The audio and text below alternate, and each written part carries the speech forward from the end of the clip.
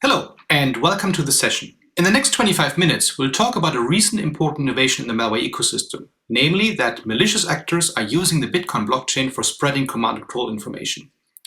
And the issue with this is that this makes it very difficult to detect and mitigate this vector with the technology we currently have.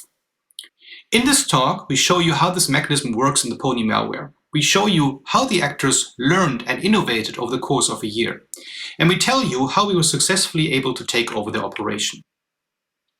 When we talk about cybersecurity, and malware in particular, we have to realize that this is a continuous game of cat and mouse. Each time defenses get good enough to make a difference and affect the bottom line, the criminals tune it up a notch and innovate. And this has been going on for the past 25 years. This evolution goes on in waves and has occurred in different domains.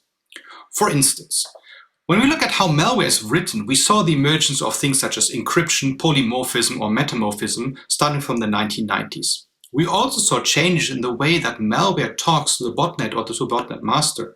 While initial malware used internet relay chat to receive and send information, IRC stands out quite a bit in normal network traffic. So very soon, this malware adopted HTTP and HTTPS-based command control channels. We also saw changes in how malware prevents from being analyzed. So we saw anti-debugging and anti-virtualization techniques emerging the stage. And there has been innovations in the way that addressing has been done. So while static IP addresses can be blocked easily and domain names are routinely being seized, in the 2000s we saw the emergence of domain generation algorithms, or DGAs in short. And a DGA generates a large number of domain names that are valid only for a short time interval. And behind any of these, the CNC server could be hiding. So in order to take it down, you would have to block all of these domain names, which makes it very cumbersome to do. When we look at this, we might conclude that this situation has been more or less static for the past 5 years. However, there has been the next step in the sequence of steps, a new innovation that we need to be aware of. In 2017, the Kerber malware adopted a new principle of addressing. It exchanged CNC information via the blockchain. This is now being adopted by Pony and other malware and becomes much more widespread. And it is important that we as defenders are aware of this evolution step and that we build new types of defenses to detect and mitigate this vector. If you're interested in learning more about Kerber, we refer you to a report from our lab, where we study how the malware works, the TTP used, and how the infrastructure works. You can find the URL to this report here on the slide. When we look at our portfolio of security defenses, there are 3 main angles that we use to deal with malware and botnet infections today. If you have a domain name that you know it's malicious, you block it. If you have a malware sample that uses a DGA, you take it apart and you study the algorithm, and from it you predict all domain names it will ever generate. And this list you can now put into your DNS server, block it, create alerting rules, and so on. You can also detect and mitigate based on the behavior from malware. So while you might be occasionally mistyping a domain name, it is very unlikely that a client requests thousands of high-entropy domain names, and the bulk of which don't exist. So these so-called NX domain lookups, if a large number of them occurs, this is typically a sign for a malware infection. Finally, you also can mitigate a botnet by finding, locating, and seizing the physical infrastructure. If you take down the CNC server itself, the botnet typically will fall silent. The work that we're presenting in this talk is the result of an international cooperation between Fujitsu Systems Integration Laboratories in Tokyo, Japan, and the Hasso-Plattner Institute for Digital Engineering in Potsdam, Germany. My name is Christian Dohr. I will be walking with you through the first part of this presentation. How does malware coordination via the Bitcoin blockchain work? It's quite simple. You make transactions on the blockchain and you encode into the payment how much is being paid, by whom and when, the information that you want to transmit. How's it being done in Pony? The transaction itself signals the CNC information. This value is encoded in the amount of money that is being paid between a sending wallet and a signaling wallet. In this example, the Bitcoin address starting with 1N94R is the sending wallet, and the Bitcoin address starting with 1BKEG is going to be the signaling wallet. And if we have the payment amount of 23,950 Satoshis, if we translate this into hexadecimal, that is 5D8E, we chunk this up into 2 parts, and we again translate this back into a numerical value, 93,142. We now have the first 2 parts of the IP address if we flip these 2 values. Let us look at the second transaction value, 52,736 or CE00. Again, you split it up, you get 206 and 0, and you flip these two values to get the second part of the IP address. So now clients are monitoring specific wallets on the blockchain, they're retrieving the last payments, and from the last two, they are decoding this in the following manner to now obtain the CNC IP address 142.93.0 and 206. Why two transactions? While you could signal it in one transaction, the money necessary to transfer this information would be astronomically high. So by using two transactions, you keep the cost for maintaining the CNC mechanism relatively low. So when we look at the three main angles that we introduced for how we deal with malware and botnet infections, we see that we now have a significant problem at our hands from this latest innovation step, because much of what we have been doing doesn't work anymore. Let's look at option 1, predicting domain names and stopping them. Well, there isn't nothing to predict anymore. So there is not a malware algorithm we can take apart by looking at the sample. All of the information is being exchanged on the blockchain. And I cannot predict in the future what is going to be the next payment that somebody makes on the blockchain. So as soon as I do something, the criminal can make a new payment, and immediately all of the bots are updating to the new information. I also cannot remove anything from the blockchain because the blockchain has been designed to be this way. So option 1 completely goes out of the window. How about option 2, detecting lookup patterns, especially these telltale NX domain lookups? Well, there isn't any DNS lookups at all. There isn't a high entropy domain name that is being queried. The blockchain reveals directly the IP address, so there's not going to be any DNS request to something that I can track, nor is there any NX domains. So option 2 is also out of the window. How about option 3, locating and seizing the physical infrastructure?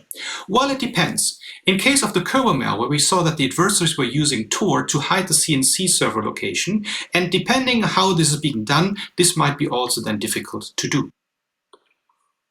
So we tracked the Pony malware authors for the course of 1 year, and we continuously observed them, and we saw that they went through many rounds of redesign and continuous improvement. For instance, they experimented with different tactics for reaching the wallet. They added more APIs in order to make it more resilient. We also saw that they were using different techniques and changing them over time for signaling the IP address. We refer to these as the time lag and the fee order strategy later on, and we will discuss more details about them. And we saw changes in when and how they were making transactions. So they changed time zones in order to have lower fees for the upkeep of the infrastructure. Two of these Tsuyoshi will discuss with you in the following in more detail. If you're interested in an in-depth treatment beyond that, you can download our full paper here below on the URL. Not only did the signaling change, but also the inner workings of the malware and the CNC server itself. So I said 2 transactions are needed to signal the IP address, and this was thus done for cost reasons. And if you have 2 transactions, you have the challenge that these need to be in the correct order, otherwise the IP address would not be correct. So if transaction 2 would finish before transaction 1, you have an issue because now the client querying the blockchain would decode it and go to the wrong IP address for the CNC server. But you have another problem. If you have only 1 transaction that is being included, the last 2 transactions would give you the wrong result because the clients would now decode transaction 1 from the new update and transaction 2 from the previous update as the current location of the CNC server. So why would this happen? Even if transaction 1 is being made before transaction 2, it could be that a miner doesn't include it for now. And even if transaction 1 and 2 go into the blockchain in the correct order, there could be a delay that they are not placed into consecutive blocks. So they may be placed minutes or maybe even hours apart. And during this time, any client going to the blockchain will decode the wrong IP address. So the obvious question that the adversaries ask themselves is, how do you get transactions in the blockchain in the correct order and into consecutive blocks without really spending too much money on it? So why is money an issue here? Let us first see how the blockchain works. In the blockchain, people are creating new blocks, and these blocks contain transactions that are currently being made and are cryptographically linked to the previous blockchain blocks beforehand. And this work on the blockchain, where people continuously mine blocks, is not done for free. People don't contribute their computing power for free, but they get a reward when they create a new block. And the money that they get from it is being paid by people who are making transactions. So if Anna is sending Bob some money, she pays a fee for making these transactions on the Bitcoin network. And the higher the fee that you offer for this transaction, the higher the incentive is to the miner to include it in the block that they're currently mining, and the more likely is to get in. So fees being paid makes a difference. Let us now look in more detail at how the adversary used the CNC mechanism of signal via the blockchain in practice. Thank you, Christian. My name is Yoshi Taniguchi from Fujitsu System Integration Laboratories. From here, let's see how the adversary tried to evolve their tactics, techniques, and procedures, and let's learn about two case studies based on the actual adversary's behaviors. The first case study is that the adversary coped with the market turmoil influenced by the Bitcoin halving. The upper line graph represents the fees which the adversary set on transactions in order to update their CNC IPs. The lower line graph represents the time confirmed by the miners. I consider the time as a numerical value and plotted. The Bitcoin halving reduced the profit of the miners, then fees temporarily soared. The fee soar means the increase of the cost from the adversary's side, and the adversary had to cope with the fee soar in order to protect their profit. Before the Bitcoin halving, they basically updated their CNC IP during European working time. After the Bitcoin halving, they shifted their trading time from working time to midnight. They avoided busy time in the market in order to save their cost. Here, please attention. After the Bitcoin halving, and they updated their CNC IP from 3 to 5 European time. In order to realize our takeover, which is the main topic of this presentation, it is essential to grasp the timing of CNC update. The second case study is that the adversary tried to confirm two transactions in the correct order as quickly as possible, as Christian explained in the previous slide. The adversary tried two strategies, time lag and fee order. In this slide, I'd like to explain about the time lag strategy. The purpose of the time lag strategy is to certainly control the order of confirmation. They simply conduct a second transaction after the confirmation of the first transaction. This means that two transactions are confirmed in different blocks. In the blockchain principle, a block is generated every 10 minutes. The program of the time lag strategy is the time lag between the confirmation of the first and second transaction. The time lag is over approximately 10 minutes. If the second transaction is not confirmed, the CNC update is not completed. This, so to speak, downtime reduces the profit of the adversaries. Next, let me explain about the fee order strategy. The motivation of fee order strategy is to avoid the time lag. They tried to confirm two transactions in the same block. Since miners in the blockchain prior to confirm transaction, which set higher fee on, and the adversary set higher fee on the first transaction compared to the second transaction. Nobody can understand the relation between fees and confirmation, and this uncertainty is the program of the fee order strategy.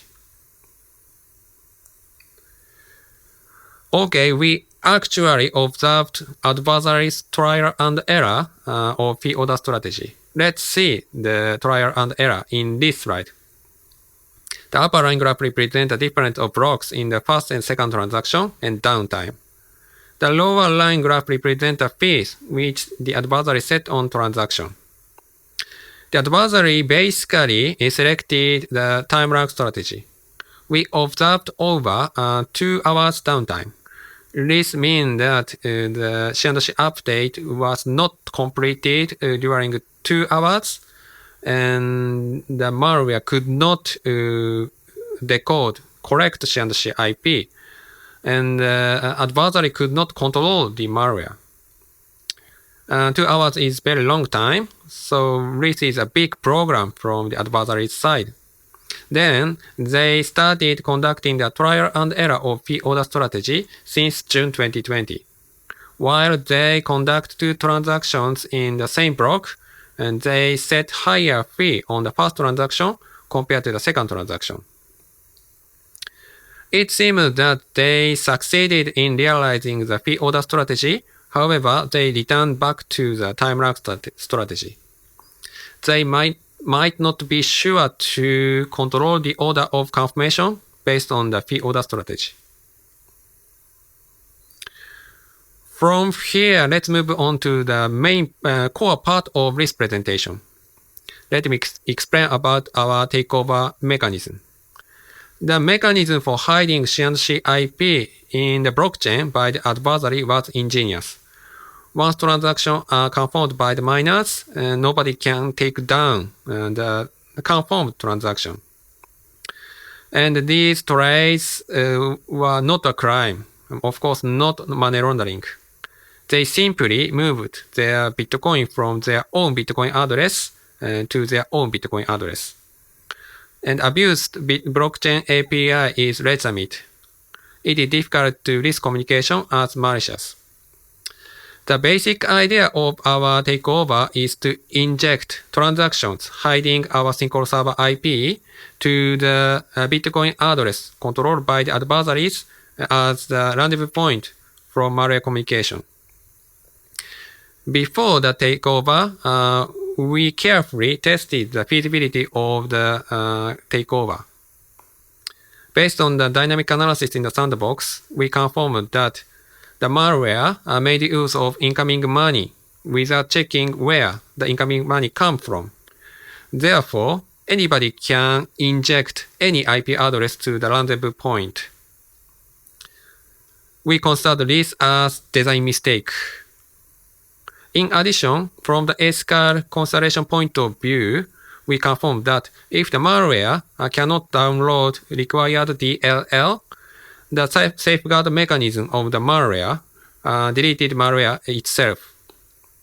Therefore, our sinkhole server did not download any exfiltrated files from infected clients and shutdown infection realized.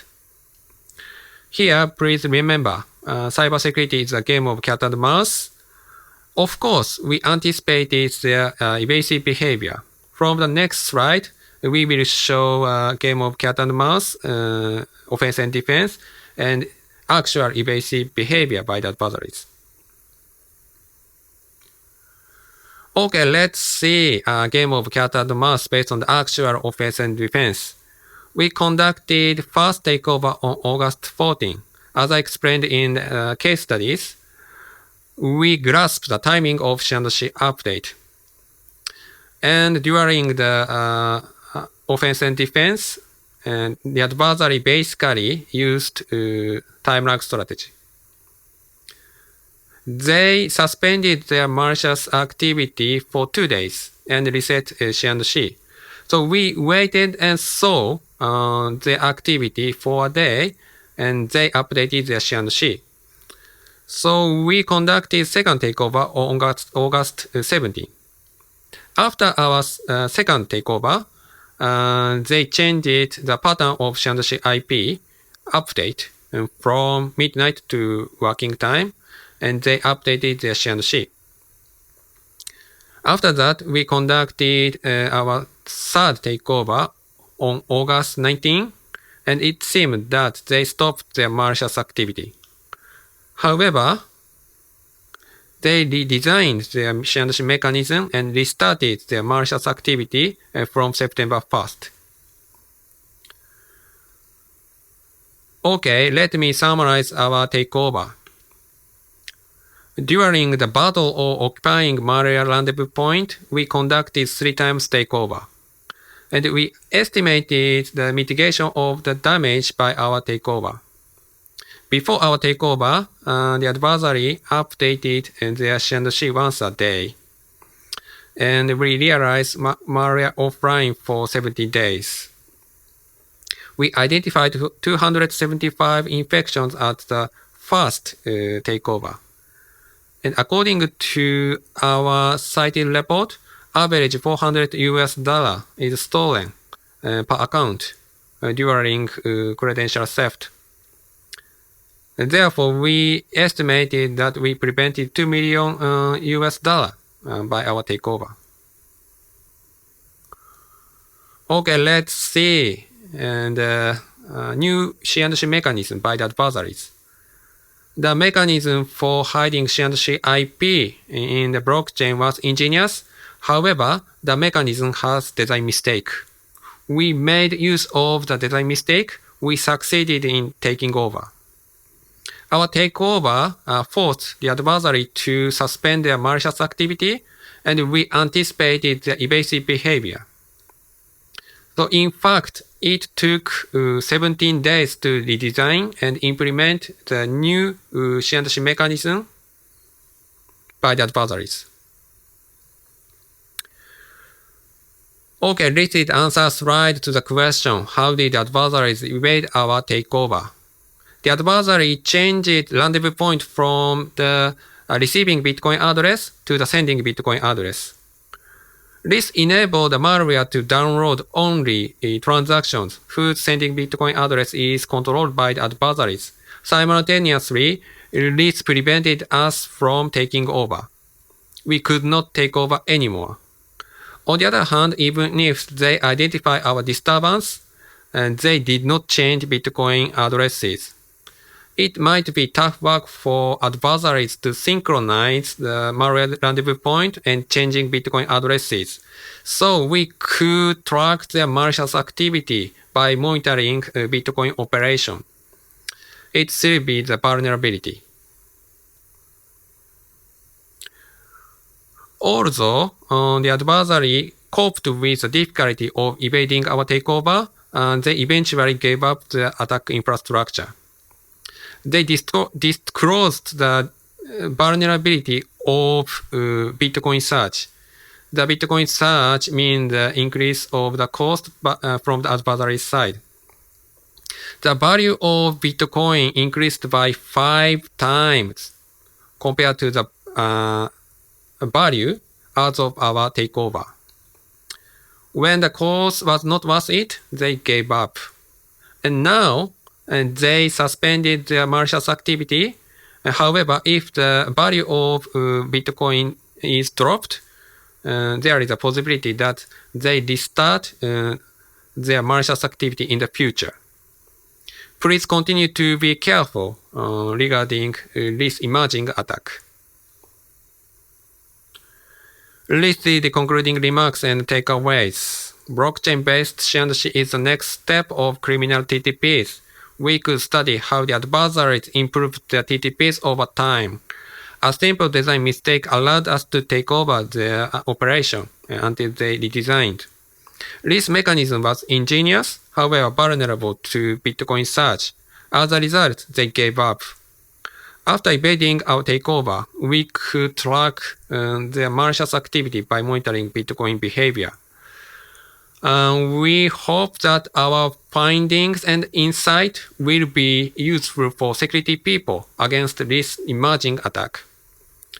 That's all for today. Thank you for coming to our session. If you have any questions, please feel free to ask the question. Thank you.